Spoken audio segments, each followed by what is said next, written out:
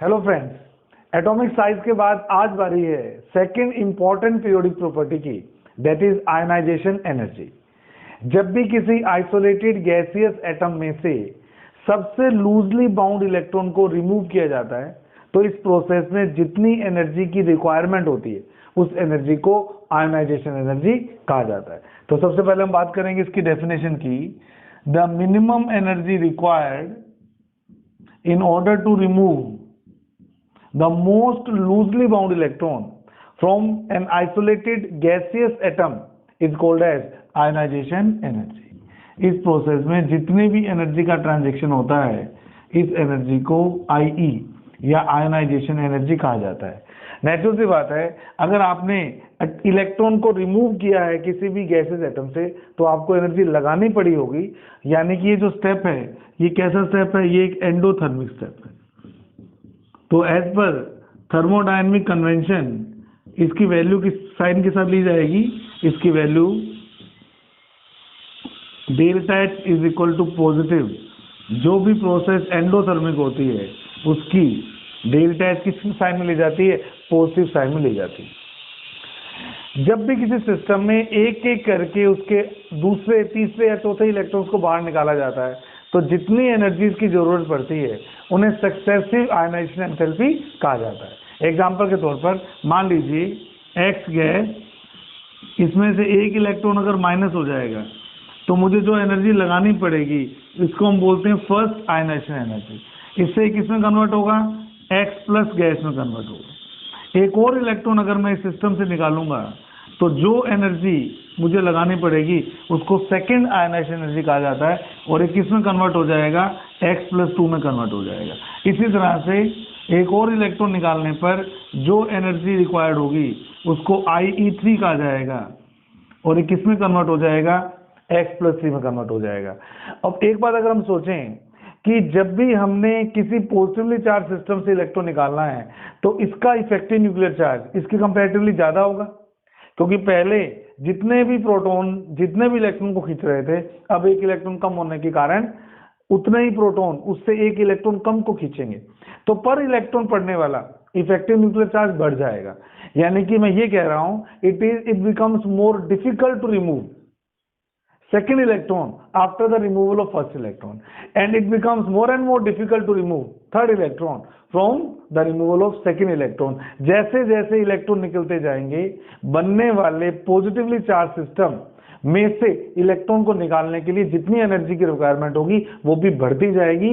यानी कि अगर मैं बात करूंगा कि इनके ऑर्डर की तो IE फर्स्ट से हमेशा ज्यादा होगा IE सेकेंड और IE सेकेंड से हमेशा ज्यादा होगा IE थर्ड। इस तरह से हम सक्सेसिव आयनाइजेशन एंथैल्पीज की बात करते हैं।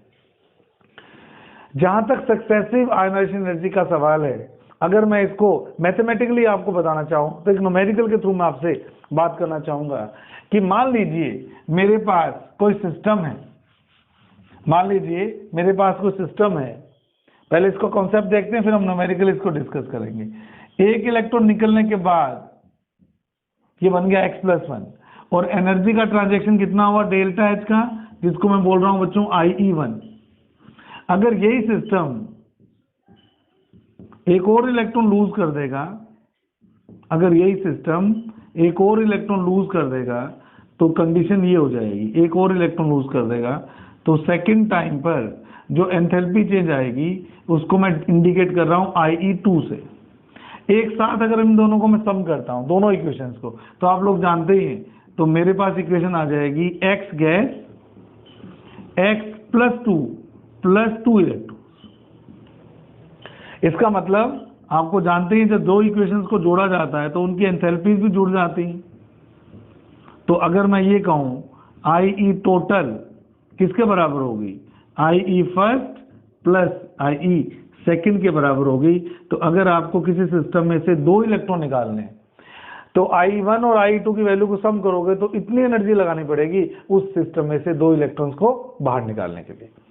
अब IE1 और IE2 किस तरह से एनर्जी का ट्रांजैक्शन करते हैं उसको समझने के लिए एक मैं छोटे से न्यूमेरिकल की बात कर रहा हूं आपके साथ में। मान लीजिए आपको दिया गया है कि the value of IE the value of ionization energy first and ionization energy second for an element X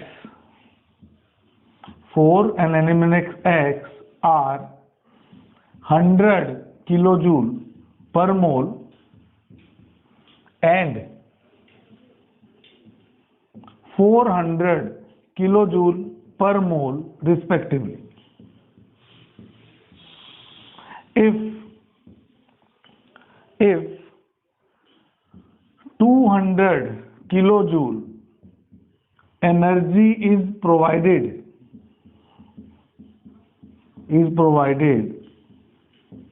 to 1 mole X gaseous atoms, find the percentage of X plus 1 gaseous ions in the resulting mixture.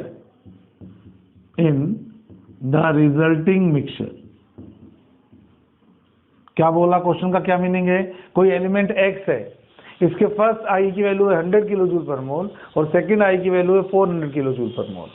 अगर इसके 1 मोल को total 200 kilo joule energy दे दी जाए तो जो भी mixture बनेगा उस mixture में आपसे X प्लस 1 की मोल परसेंटेज या परसेंटेज की वैल्यू आपसे पूछी है। तो बहुत ध्यान से इसको सोल्व करना पड़ेगा क्योंकि इसका आंसर आपके एक्सपेक्टेड आंसर से अलग आने वाला है। तो आइए स्टार्ट करते हैं। तो मैंने कि जैसे आपको सिखाया X गैस में से एक इलेक्ट्रॉन माइनस करोगे तो ये बन जाएगा X प्लस गैस, और अगले स्टेप में X प्लस गैस से एक और इलेक्ट्रॉन माइनस करोगे तो ये बनने वाला है X प्लस 2 गैस। ठीक बात है। स्टार्टिंग में आपको इसका 1 मोल दिया है तो आपको ये भी बोल रखा है कि इसकी IE1 की वैल्यू कितनी है। इसकी IE1 की वैल्यू बच्चों 100 किलो जूल पर मोल। इसका मतलब ये हुआ कि अगर आपके पास स्टार्टिंग में 1 मोल X है तो ये 1 मोल X अपने आप को 100 किलो जूल एनर्जी लेके किस में कन्वर्ट कर देगा? 1 मोल X प्लस 1 में कन्वर्ट कर देगा।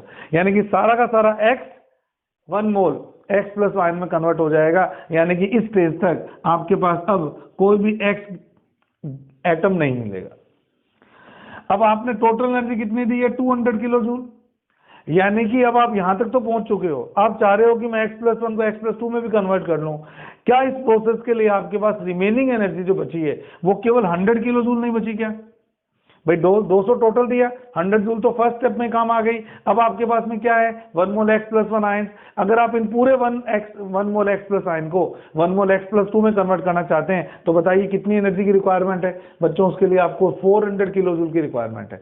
लेकिन फिलहाल आपके पास कितनी एनर्जी रिमेनिंग है? अभी आपके पास केवल 100 जूल एनर्जी रिमेनिंग है क्योंकि 200 में से 100 तो आपने फर्स्ट आई के अंदर यूज कर ली। तब आप मुझे बताइए कि अगर 400 किलो जूल से ये 1 मोल पूरा का पूरा X प्लस 2 में कन्वर्ट हो जाएगा तो 100 किलो जूल रिमेनिंग एनर्जी से कितना परसेंट X प्लस 2 बनेगा? ओनली 25% बनेगा। तो अगर 25% X प्लस 2 बनेगा तो रिमेनिंग कितना बचेगा? ये 75% रिमेनिंग आपका बच जाएगा। तो मैं क्या बोलता हूं? मैं बोलता हूं 400 किलो जूल एनर्जी अगर आप सप्लाई करते हो तो आपके पास कितने मोल M प्लस 2 बन जाएगा? पूरा ही बन जाएगा 1 मोल M प्लस 2। पर हमारे पास जो एनर्जी है वो केवल कितनी है? रिमेनिंग 100 किलो जूल है। तो यानी कि 100 बाय 400 यानी कि 0.25 मोल ही X प्लस 2 आपको X प्लस 2 लिखना चाहिए। 0.25 मोल ही X प्लस 2 आपके पास रिमेनिंग है। तो क्या मैं कह सकता हूं 1 मोल में से X गया 0.25 बना, तो यहां से मुझे पता लग गया कि रिमेनिंग X प्लस 1 कितना है? 0.75 है और बनने वाला X प्लस 2 कितना है? 0.25 है। तो क्या मैं परसेंटेज ऑफ X प्लस 1 निकालना चाहूं तो क्या वो 0.75 टोटल मोल्स तो 1 ही रहेंगे अपॉन 1 इंटू 100, यानी कि आपके पास इस स्टेज में पूरे मिक्सचर में 75% M प्लस 1 अवेलेबल रहेगा। इस तरह से फर्स्ट और सेकंड आई का यूज करके हम न्यूमेरिकल्स को सोल्व कर सकते हैं। आगे हम बात करते हैं फैक्टर्स अफेक्टिंग आयनाइजेशन एनर्जी की। Factors affecting factors affecting ionization energy की बात करते हैं। सबसे पहले एटॉमिक साइज, सबसे पहले हम बात करेंगे एटॉमिक साइज की। आप लोग जानते हैं जैसे जैसे एटॉमिक साइज बढ़ेगा, न्यूक्लियस का आउटरमोस्ट शेल के इलेक्ट्रॉन से अट्रैक्शन फोर्स कम होगा, और अट्रैक्शन फोर्स अगर कम होगा तो उसको रिमूव करने के लिए जो एनर्जी लगानी पड़ेगी वो भी कम लगानी पड़ेगी, यानी कि एटॉमिक साइज बढ़ने से आई की वैल्यू कम होती है। यही रीजन है, एक पीरियड में लेफ्ट टू राइट जब हम जाते हैं तो साइज तो डिक्रीज होते हैं, अगर साइज डिक्रीज होंगे तो आई की वैल्यू क्या होगी, इंक्रीज होगी। सेकेंड इंपॉर्टेंट बात हम बात करते हैं नंबर ऑफ शेल्स की। आप लोग जानते ही हैं एक ग्रुप में ऊपर से नीचे आने पर शेल्स का नंबर बढ़ता है, और शेल्स का नंबर बढ़ता है तो भी साइज इंक्रीज होता है, तो शेल्स के नंबर इंक्रीज होने का भी वही कॉन्सिक्वेंस आएगा कि जो साइज के इंक्रीज होने का आता है, यानी कि जैसे जैसे मैं ऊपर से नीचे जाऊंगा टेबल के अंदर वैसे वैसे आई की वैल्यू डिक्रीज होगी। तो नंबर ऑफ शेल्स अगर बढ़ते हैं, एक ग्रुप में ऊपर से नीचे आते हैं अगर बढ़ते हैं तो भी आई ई की वैल्यू क्या होती है, घटती है, दोनों काम। तीसरी इंपॉर्टेंट बात हम करेंगे screening effect and effective nuclear charge. Screening effect and effective nuclear charge की। आप लोग अच्छे से जानते हैं अगर स्क्रीनिंग इफेक्ट बढ़ता है,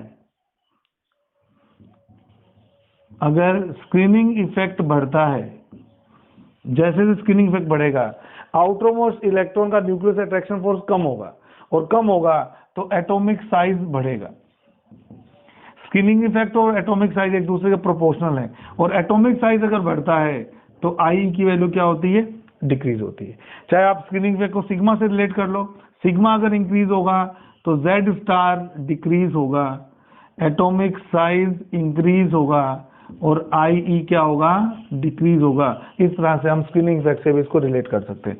चौथी इंपॉर्टेंट बात लेते हैं हम कहते हैं पेनिट्रेशन पावर। चौथा इफेक्ट हम फैक्टर लेते हैं पेनिट्रेशन पावर ऑफ ऑर्बिटल्स। जैसे ही मैं बाहर से न्यूक्लियस की तरफ जाता हूं, जैसे ही मैं बाहर से न्यूक्लियस की तरफ जाता हूं तो सबसे ज्यादा गहराई पर मुझे एस ऑर्बिटल मिलते हैं, और सबसे क्लोज, मतलब बाहर से जाते हैं तो सबसे क्लोज मिलते हैं एफ ऑर्बिटल्स। यानी कि जो पेनिट्रेशन पावर है वो एस की सबसे ज्यादा, फिर पी की, फिर डी की, फिर एफ की। यानी कि जो न्यूक्लियस के पास ऑर्बिटल रहेगा उसमें से इलेक्ट्रॉन निकालना मुश्किल है क्योंकि अट्रैक्शन फोर्स ज्यादा है, और जितना जितना उसका पेनिट्रेशन कम होता जाएगा, यानी कि वो न्यूक्लियस से दूर होता जाएगा, उस ऑर्बिटल में से इलेक्ट्रॉन निकालना कंपैरेटिवली इजियर है। तो एस ऑर्बिटल में से इलेक्ट्रॉन निकालना मुश्किल है, एफ ऑर्बिटल में से इलेक्ट्रॉन निकालना इजियर है। तो अगर मैं ये बोलूं कि पेनिट्रेशन पावर अगर ज्यादा होगी तो इलेक्ट्रॉन का निकलना मुश्किल होगा, और इलेक्ट्रॉन का निकलना अगर मुश्किल होगा तो फिर आयनाइजेशन एनर्जी की वैल्यू भी क्या होगी, हायर साइड पे चली जाएगी। फिर हम बात करेंगे इफेक्ट नंबर 5 की, दैट इज इलेक्ट्रॉनिक कॉन्फ़िगरेशन। उसके बाद हम बात करेंगे इलेक्ट्रॉनिक कॉन्फ़िगरेशन की, वो किस तरह से इसको अफेक्ट करता है। इलेक्ट्रॉनिक कॉन्फ़िगरेशन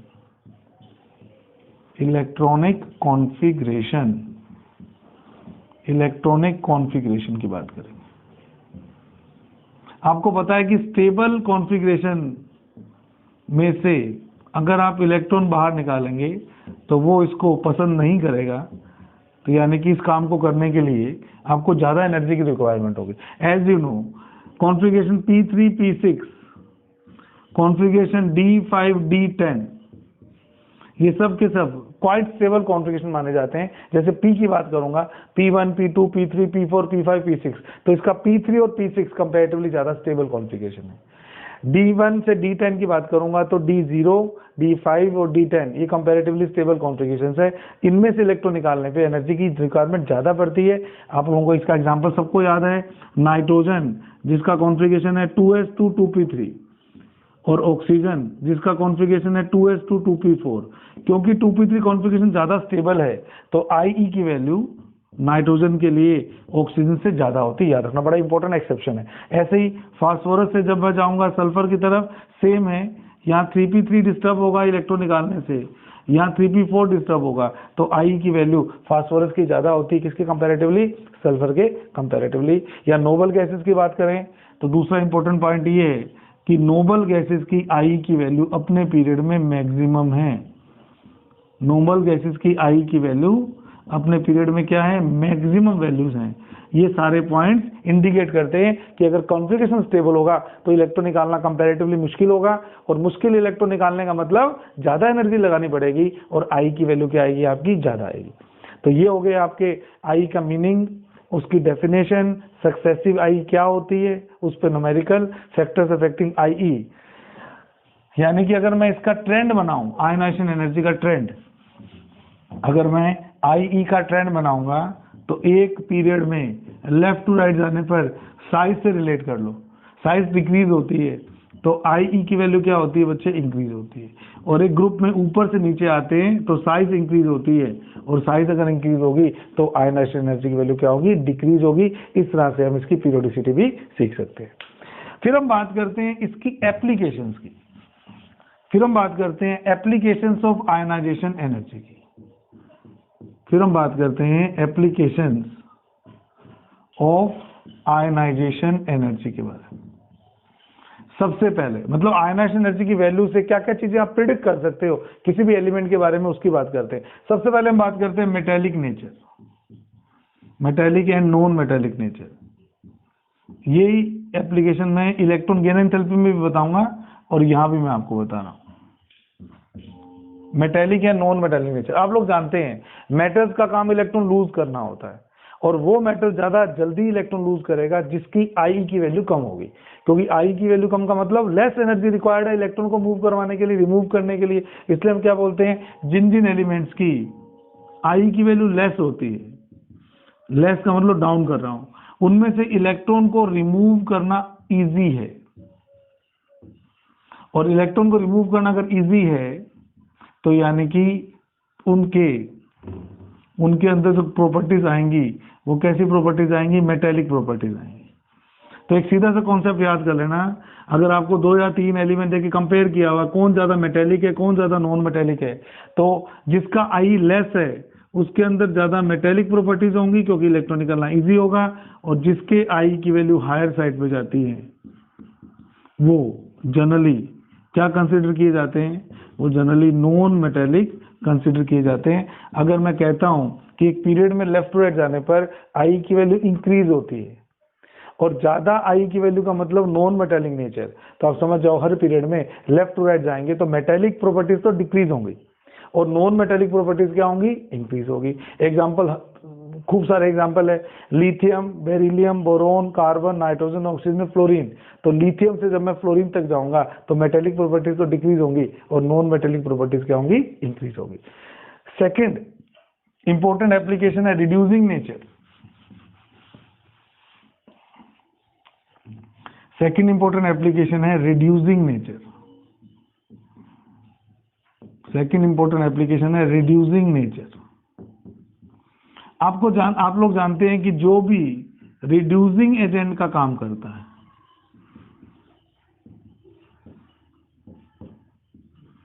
वो दूसरों का रिडक्शन करता है, रिड्यूसेस अदर्स। और जो दूसरों का रिडक्शन करता है उसका खुद का क्या होता है, खुद का होता है ऑक्सीडेशन। यानी कि जो एलिमेंट जितना इजीली ऑक्सीडाइज होगा वो उतना अच्छा रिड्यूसिंग एजेंट होगा, और खुद के ऑक्सीडेशन के लिए इलेक्ट्रॉन के निकलने के लिए जो एनर्जी चाहिए वो कम होनी चाहिए।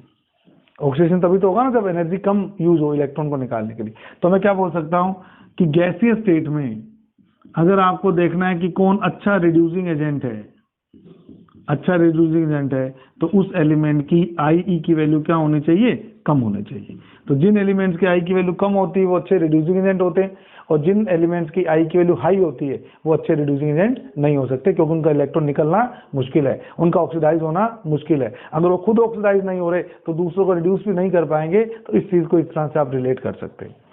तीसरी इंपॉर्टेंट बात, आयनाइजेशन एनर्जी की तीसरी इंपॉर्टेंट एप्लीकेशन है कि मैं एक ही एलिमेंट की गैसीय स्टेट में डिफरेंट ऑक्सीडेशन स्टेट्स की स्टेबिलिटी को कंपेयर कर सकता हूं। तो थर्ड इंपॉर्टेंट पॉइंट है stability of different oxidation states, stability of different oxidation states, stability of different oxidation states, stability of different oxidation states.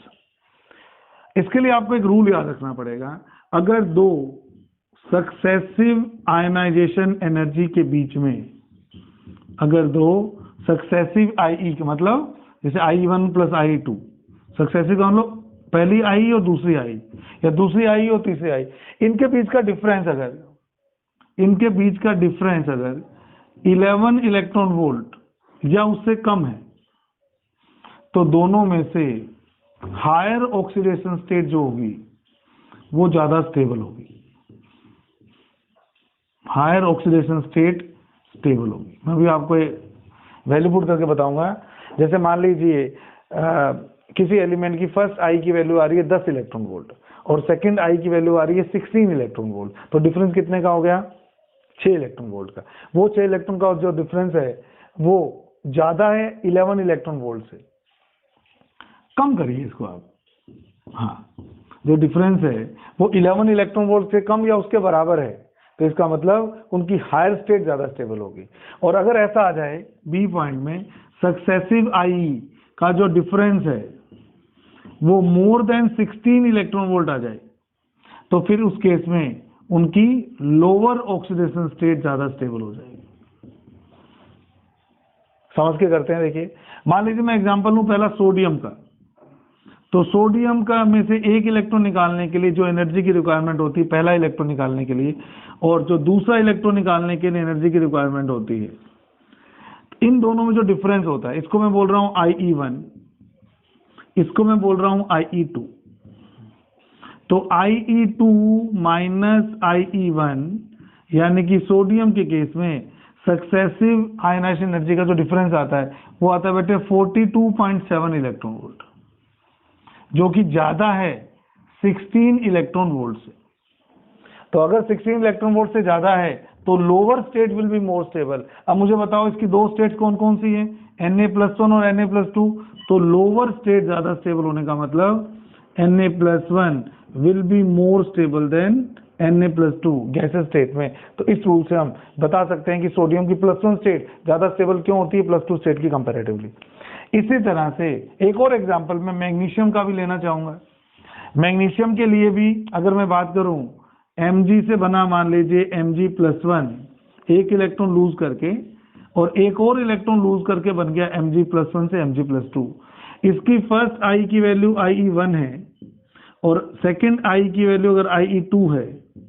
इन दोनों का जो डिफरेंस दिया हुआ है, प्रैक्टिकल वैल्यू दे रहा हूं, IE2 माइनस IE1, ये दिया हुआ है 7.4 इलेक्ट्रॉन वोल्ट, जो कि कम है 11 इलेक्ट्रॉन वोल्ट से।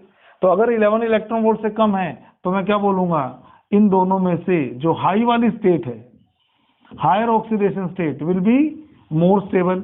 अब +1 +2 में हायर स्टेट कौन सी है? +2।